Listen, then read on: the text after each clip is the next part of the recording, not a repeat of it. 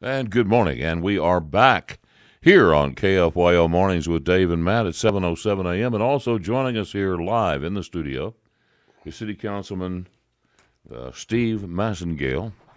And, of course, last night was a City Council meeting. Good morning, Steve. Good morning. Happy Friday. Is that coffee working for you? So far, I'm still in shock. It's November, but yeah, the coffee's Boy, working. isn't that the truth? Is time flying or what? You know, they say when you get older, the time flies, and believe me, it I does. completely agree with that. I thought it was the kids' fault. It has a huge part of it. So we want to jump right in and find out what was what of importance was talked about last night in the city council meeting. I know that what's on the top of the list of some people that I know is this new zoning ordinance that is being discussed, the C4 to M1. Mm-hmm. So, what was that brought up last night? It was. We discussed the C4. So we had an item on our agenda last night that was approved by P&Z, and that's how the process works. It was I think the intent was good, was to clean up C4. We have a lot of outdated zoning in Lubbock as far as how our rules. I think we could also talk later about the CPAC, and I think keep in mind that's our land use plan, and that hasn't been updated since 1986. So there was an item for approval that would eliminate some things from C4, and I think C4 probably needs some cleaning up. But I think the way that thing came from planning and zoning, it had some unintended consequences, and so we discussed it briefly, and then I think we all we heard from some citizens. I think we heard from 10 citizens last night. And then there was a motion. Matter of fact, I made a motion to delay it to our second meeting in January. So, if it gets postponed to January, what are y'all looking to do between now and then? Well, I think we want to address the things that we heard from last night. I think it's primarily car dealers, and I can tell you how I feel about it. I think those guys. I think used cars and new cars should be allowed. There's some other consequences in what was proposed in the fact that if, for example, I bought your car lot and maybe I bought it and I didn't move in for 12 months for whatever reason, or it lay dormant for 12 months, then it loses its right to perform. And I think there was as a C4. As a C4. I don't know that I can support that either. So I think those types of things, those people that bought land or bought businesses that were in C4, there's value that came with that, and I don't think it's not my intention to impact the value of their business or their land. Well, I mean, it would be devastating to some. I mean, in fact, I'm aware of some that owns many car lots. Now, the land, not the actual business. But if someone were to move away for whatever reason, that would revert to M1, which would be much less value to the land as M1 rather than C4. Yeah, as proposed, what was looked at last night and postponed, it would have to be dormant for 12 months. I know, but if you can't get a renter for 12 months to come in there, then that could be the exact same problem. Agreed. So would that affect, if this goes through, would it affect Avenue Q? Sure. Avenue Q seems to be where a lot of that lies. There is. I mean, when you look at the map of C4, and I probably should have brought one at least to show you all, there's not a lot of C4 in Lubbock. And so when you're an investor or one of those businesses that operate in C4, it's important to you. So there's some C4 over on Frankfurt between 50th and 66th.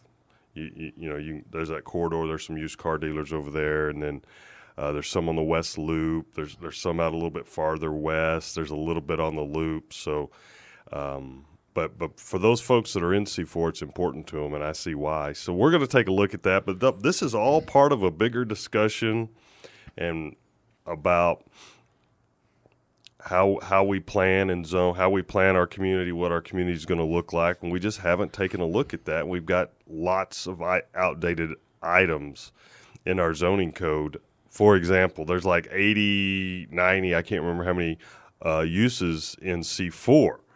I was looking at it last night, and one of those is a magazine agency. And that's an example of something being outdated. I mean, what's a magazine? What is a magazine agency? That's my point. And then the other thing you have to understand is these things get complex. Is when you look at these zoning definitions. For example, game rooms. What do you think of when I say game rooms might be allowed in C4? I would think of like an arcade, but.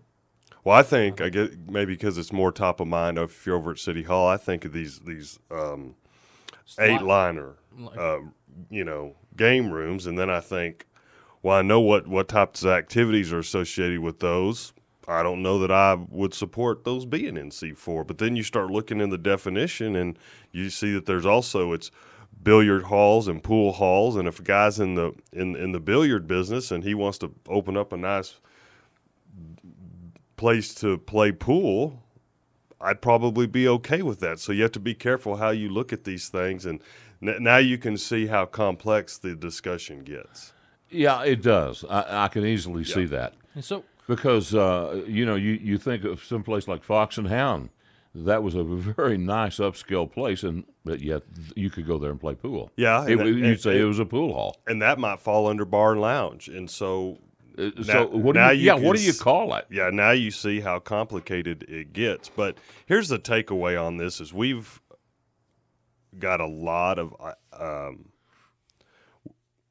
we're very outdated when it comes to that, and that's why this council has also undertaken the taking a look at overhauling our land use plan, and we had a joint session with planning and zoning to see. To take a look at what's been submitted from our CPAC, which is, I'll remind everybody, is about a 31-member citizen-led group, the Comprehensive Planning Advisory Committee that's looking at that land use plan. It'll come up through P&Z, and council's going to see it in December. And, that is going to be our roadmap to development. We have been, I thought it was well said last night, and I'll remind everybody I served on P&Z before I was elected to council, and you have all these zoning cases and you approve them in violation of your current plan because the current plan, which is dates back to 1986, doesn't make sense. Case in point would be West End, I think that's what they call it, with Cabela's and all that. Yeah. That violates the plan from 1986, but isn't that a great development? Yeah. And the way it gets moves the traffic and the way that's developed. Yeah. Let's take a quick break here, Councilman. 7:16 a.m. as we move along this morning. Quick break, and we'll be back and talk more with City Councilman Steve Massengale. By the way, if you have a question for the councilman, you can call us at 770-5790 or text your question 806-680-2790. And we are back here on 95.1 FM and 790 AM KFYO Mornings. Dave King and Matt Martin here on your radio. And live in our studio this morning is Councilman Steve Massengale talking about last night's City Council meeting. And, Councilman, we have some interest this morning from some of our texters. And we do want to remind you, if you'd like to ask the councilman a question, please text a question to us at 806-680-2790, as this person has. It says, Dave, can you ask Councilman Massengale if he's supporting an atheist providing the invocation at an upcoming council meeting? Now, this is something we've talked about on this show, and it seems like that there is quite a bit of interest in this subject from our public. And for one thing, my question is, for someone who is an atheist, how would you even give an invocation? I'm not an atheist, so I can't answer that question for you. I mean, does that make sense? That's what everybody asks. That's the question everybody asks. I don't know the answer to that. I can tell you that when I first heard about this, it certainly made me uncomfortable. When you look at the precedent across all bodies of government, we're a country based on freedom of religion. And freedom from religion. Yeah. And so... And I got that. There's nowhere it says that. I just want you to know that. Nowhere that it says you have a freedom from religion. Just a freedom of religion. So or not. Well, but the freedom from religion... You don't have to you be gotta be religious. careful with freedom from religion because that's the organization that probably put this girl up to that, saying that the freedom from religion trying to cause lawsuits and whatnot. So, well, has this been? Have you guys run this through legal? Yeah, that's how you find the precedents. I mean, this has been tested many times, and so they're scheduled for January. So legal says that is something you need to do, huh? Well, it's not just. I mean, there's precedent all over the country on this one. That doesn't mean that makes me comfortable, but well, it's going to be interesting to see that evolve. Well, anyway, another texter wants to know, when is the rubble for the Villa Motel going to be cleaned up? I don't know the answer for that. I think that's a good question. That's the responsibility of the owner. I know that we've the owner of that property. I know that the city's been in contact with them, but I don't know the result of those conversations. I'm with the texter. I hope sooner than later, but a lot of times, and the city ends up being the one that cleans that up, which means our taxpayers clean that up. I don't think that's right, but we'll continue to monitor that one. So, one more question from a texter this morning says, "Can you please explain?" And boy, this is all Greek to me. Please explain the downtown TIF board and the proposed PID petition for downtown maintenance assessment affecting downtown property owners such as myself. Redevelopment has gone as promised or paid for. Redevelopment hasn't gone as promised or paid for. How can I trust another board to assess my property with even more fees to improve downtown?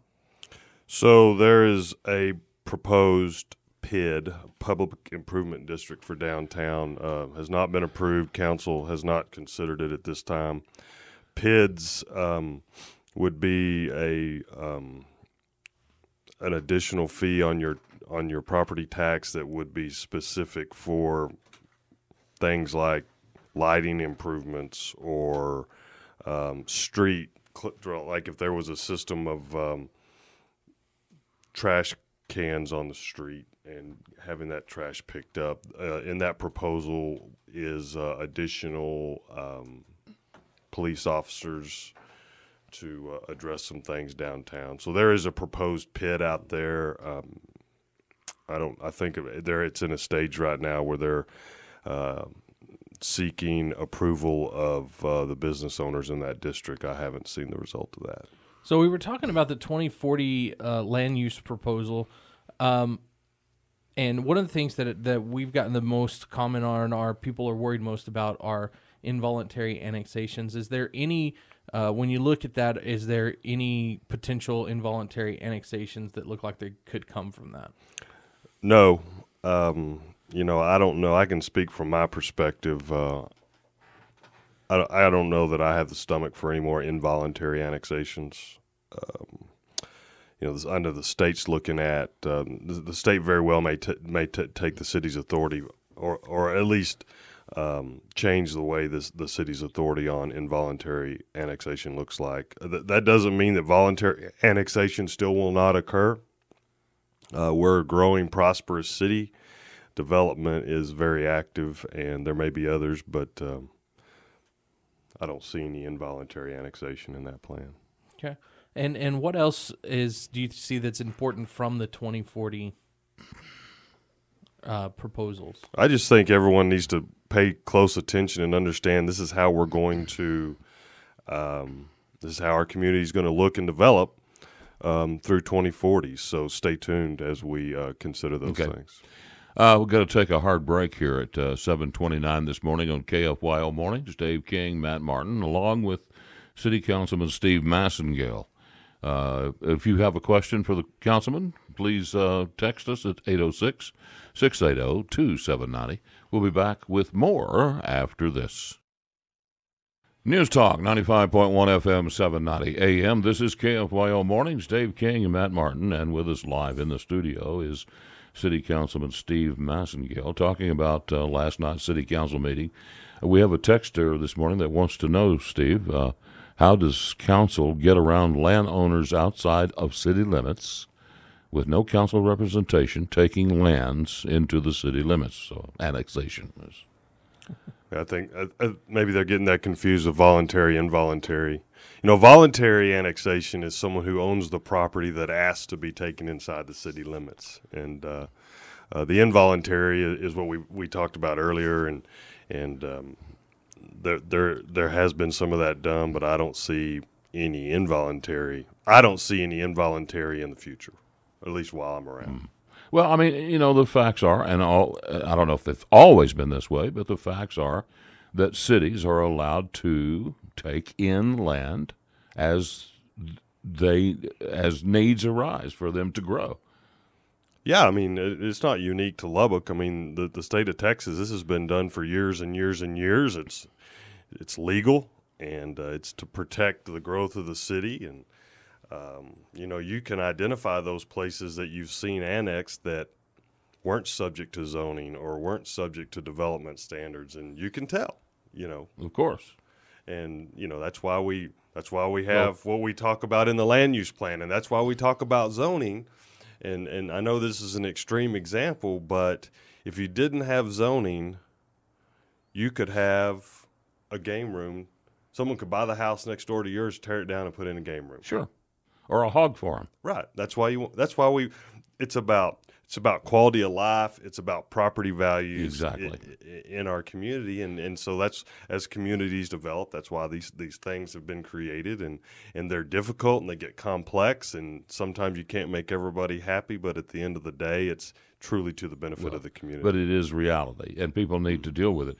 So, my advice is, if somebody's really concerned about having the city annex their land, they need to move far outside the city. Yeah, move 20 miles out in the country, there's no guarantee, because if it's voluntary all the way to that point, I mean, the city. I don't know that the city's going to take it, but someone might offer them money. They might end up selling their land. I guess everybody has a price, but there's a lot of people that went through this most recent round of annexations that thought they moved far enough out. Yeah, and again, luckily we live in a growing, prosperous city, and that's a good thing. It is a good thing. So, Councilman, something that came up, it was kind of controversial, and we haven't talked to you since it happened, was the ICE facility, or potential ICE facility at I guess it was at I-27 and Marcia Sharp. Mm-hmm. Now, this is a building that had been sitting vacant for 4 years. Apparently, before that, it had been a club of some kind, but the ICE wanted to take that facility. I think they said put almost $400,000 into it, mm-hmm. and turn it into essentially offices. But it was a offices processing facility. It was not going to be an overnight detention facility. So you voted to allow that, but you would have. I think it would have needed 6 councilmen to vote for it mm-hmm. it to go through. Mm-hmm. Why did you vote for it, and why do you think the other councilman voted against it? I can't speak to the other votes. I can tell you why I supported it. I saw a building in a predominantly industrial area that had not had any activity in it, and it looked like some legitimate investors were coming in that had a relationship with had a possible contract through GSA with the government for the ICE facility. That came before us twice. The first time, I didn't feel like I had good information on it, and it was difficult to support. They explained it differently, and when you look at examples of these facilities in other communities, you wouldn't even know they're there. And so that's why I came to the point of supporting it. I understand Councilman Chattis's perspective on that. That's his district, and he had some homeowners concerned about the proximity of the facility to residential neighborhoods, but it was still quite a distance. So, yes, I support. I think I was one of 2 votes supporting that day. You and Councilman Griffith. So, all right. Well, I was just going to ask because it's been something that people. I think y'all asked the comments to be non-political, but they seemed very political. Yeah, I mean, and it seemed like a political vote versus an economic vote when it came. I think we all understand why in an ICE facility is somewhat polarizing in today's political environment. You know, the ICE operates today out of Lubbock. They're shoehorned into the federal building. They don't have enough space to work right now. So we're not doing something that we're not starting something that's not already being done in the community. They just need a different place to do it. I don't know that. Are they looking for somewhere else? Do you know? It sounded to me like they've got to move somewhere. They need a new place to operate. I don't think that's going to be that big of. I wouldn't think in Lubbock, Texas. I think most people support ICE. Yeah, and I don't know that. I'm sure that's a regional facility. Yeah. So let's take a quick break, and we'll come back after this and talk more. Okay, and we are back here at 7:46 a.m. on KFYO Mornings with Dave King and Matt Martin. We had a caller. We have City Councilman Steve Massengale with us this morning. Councilman, we had a caller that wants to know what the city plans to do for entertainment in these new zones. He thinks we need more neighborhood-oriented entertainment area. I'm not sure what he's referring to new zones there. He's talking about? Yeah, I'm not sure what he's referring to there. Yeah. One thing I want to ask, and this is purely anecdotal, and it's purely from my observations. This is my 50th year here in Lubbock, but I do not ever recall seeing the city as dirty as it is now. And I mean with trash. I'm talking about just trash and litter on the street. And I don't know if it's just something that I'm imagining. Now they do clean it up eventually, but I don't know if we are just getting to be a dirtier society, or if the city is just not as up on it as they used to be. I think we got more people here. I'm with you. It frustrates me to no end the way people think that the way to dispose of their trash is outside their car window. Yeah.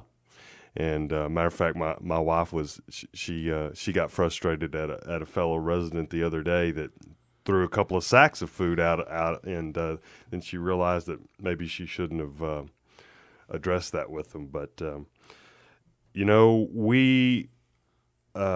it's an issue. We can't get it done without the help of our citizens. Do you think it has to do with the fact that the Don't Mess with Texas campaign really had? Because, I mean, you had the Don't Mess with Texas campaign. It helped a lot. And then you could, but I think Dave's right. Maybe we're dirtier. Maybe we generate more trash. I know the mayor supported a program that's still live. I think it's called 10 on Tuesday, where every Tuesday we ask every citizen to pick up 10 pieces of trash. And matter of fact, the mayor talked about this yesterday. It's something that's important to all of us. But we can't. The city can clean up and pick up all day long, and we can't get it all done without everybody's help. So it's all of our responsibility to keep our city clean, and we all know where trash should go. It doesn't go out the car window. Okay. Yeah, it's just it amazes me that some people would do that. It also doesn't go in the parking lot. Yeah. Okay. And take the extra 10 seconds and put trash where it's supposed to go. Exactly. Councilman, we have an extraordinary number of people this morning that are asking questions. A texter writes in. He says, in December, health and medication insurance for all retired city employees, including firefighters and police, was terminated in lieu of a $150, I suppose that's dollar stipend per month. This has cost my retired firefighter father hundreds per month, as well as many of his retired colleagues. How has the city spent the money it has saved by taking this money away from retired employees? Well, that was not intended to hurt anybody. That was a result of a unfunded liability in the way we look at our financials. But my father and my dad's a retired city employee, so I understand this piece. And the city provided lots of resources to make sure that there were smooth transition on this. I know several city employees, retired city employees, including my parents, that have taken advantage of this, and it works very well.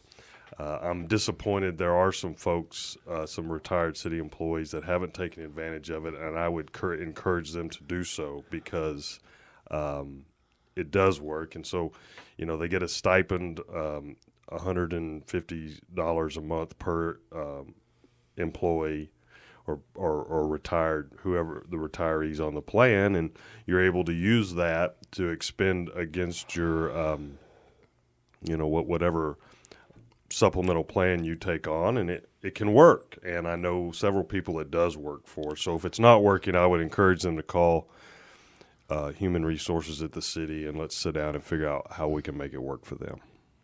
Okay, so the answer was just, I guess it was an unfunded liability, so the money just wasn't there.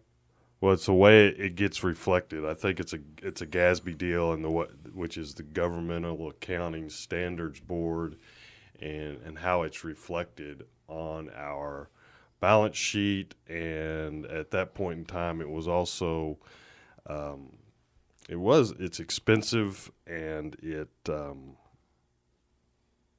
was a situation where many other organizations have addressed this the same way, and at the time we thought it was we think it was the best way to handle it. Okay. So we do have a lot of people, a lot of times they want to know about downtown. They're doing a lot of work downtown. You've got the new Citizens Tower, as well as LIDA puts money into downtown. But one of the big problems there are these brick roads. Is there any talk at all about getting rid of the brick roads, especially when you're looking at over on Texas Avenue, where you have a giant dip that is just detrimental to anybody driving down it?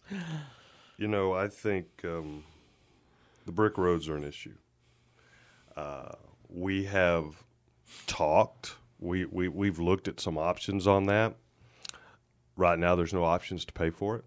It's expensive to rebuild some of those roads. I think some people want to, there's ways to do it that would maybe we keep the crosswalks brick and we pave the rest of the roads. That way, we keep some of that old downtown look downtown and smaller areas to maintain. But we got to take a break here, Councilman. Can you hold that thought Sure. until we come back on the other side? News Talk, 95.1 FM, 790 AM. KFYO Mornings, Dave King, Matt Martin, here on your radio, 7:57 AM, 39 degrees on this Friday. 62 is the forecast high today. And, of course, in the studio with us for the last hour has been Councilman Steve Massengale talking about things that's going on in the city of Lubbock. Been really pleased that so many of our listeners have asked questions this morning. So we were talking about brick roads, and you said that funding's probably the biggest thing. Do you think that if the funding were there, that the nostalgia would be a problem? I would hope that we could maintain some of the nostalgia of the brick streets. I think everybody understands the high maintenance of the brick streets. I mean, they're in disrepair right now, and I think everybody understands that. I think that gets lumped into a conversation of we could have a serious conversation about. We have a lot of street needs. Is this something that LIDA or Market Lubbock could put money into, as far as trying to get downtown looking nice and rebuilt? I don't know that it would be appropriate for LIDA to do that there, or Market Lubbock. I think that needs to fall under the city, and we have to make a decision as a city on how we want to address that. it's going to have to be talked about at some point in time. We need a solution for those streets. And I think we'll also talk about the parking downtown. We're going to, we'd love to see a private entity come in and put in some type of parking structure. Is Rager Dykes going to take a bite out of the city? Obviously, they've made a big investment in downtown, and then their future is very uncertain. Sure, I don't know the answer to that. I think a lot of that impact, has occurred, but I don't know what the result. Councilman, we've got to run. We're coming up here, bumping up against a hard break, but we certainly do want to thank you for your time this morning, and thank you for your service on our city council. Thanks for having me. We'll be back with more after this.